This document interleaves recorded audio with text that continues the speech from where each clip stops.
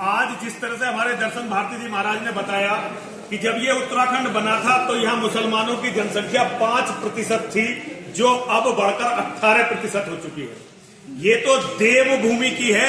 और मैं आपको एक बात बताना चाहता हूं, मुसलमानों की आबादी के आंकड़े बहुत कुछ छिपाए जाते हैं। ये बिल्कुल असली आंकड़ा नहीं है। इस आंकड़े को प्लस माइनस काफी, माइनस नहीं प्लस काफी उस पर रखिए। इसका अर्थ यह है कि अगर उत्तराखंड जैसे राज्य में मुस्लिम आबादी इस तरह से बढ़ रही है तो बाकी देश में क्या हाल होगा, ये सोचने का विषय है। और मुसलमानों की आबादी अगर इसी तरह से बढ़ती रही तो वो दिन दूर नहीं जब इस भारत भूमि में कुछ भी नहीं बचेगा, केवल इस्लाम का जिहाद रह जाएगा। यहाँ सड़ती हुई लाशें रह जाएंगी, टूटे हुए खंडर रह जाएंगे, लगती हुई बहनों और बेटियों की मंडी रह जाएंगी, जैसा इतिहास में 1000 साल पहले हुआ है।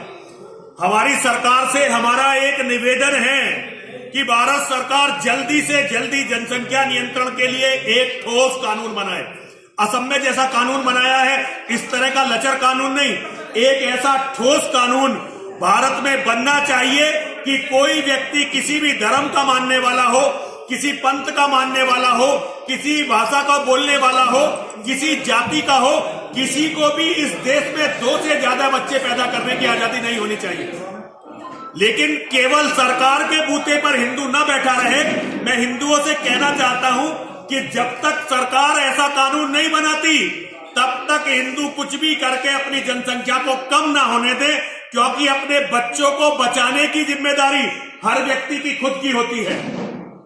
अगर हम अपने बच्चों को बचाने के लिए भी सरकार का इंतजार करेंगे तो हमारे बच्चे जिहादियों का चारा बन जाएंगे, और मैं ये नहीं चाहता कि हमारे बच्चे जिहादियों का चारा बने। इसलिए मेरा निवेदन है, हिंदू केवल नेताओं के भरोसे पर ना रहे, अपने आप भी अपने बच्चों के भविष्य के लिए ठोस निर्णय ले। सर एक बात और निकल कर जिस प्रकार से आपने कहा कि काहे हम मंदिर बना दें, उसके बाद जो है तोड़ने का काम करें। शरारती तत्व नहीं, जिहादी तत्व। वो शरारती तत्व नहीं है, वो इस्लाम के जिहादी हैं जो पूरी दुनिया में केवल बनाना कुछ नहीं जानते, केवल तोड़ना जानते हैं।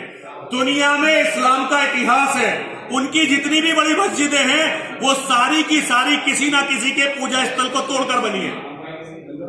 चाहे वो काबा की मस्जिद हो, चाहे मक्का मदीना की मस्जिदें हो, चाहे स्पेन की मस्जिदें हो, चाहे तुर्की की मस्जिदें हो, और चाहे भारत की जामा मस्जिद हो, चाहे ज्ञानव्यापी मस्जिद हो, चाहे मथुरा की मस्जिद हो, उनकी जितनी भी बड़ी मस्जिदें हैं वो दूसरों के पूजा स्थलों को तोड़कर बनाई गई है।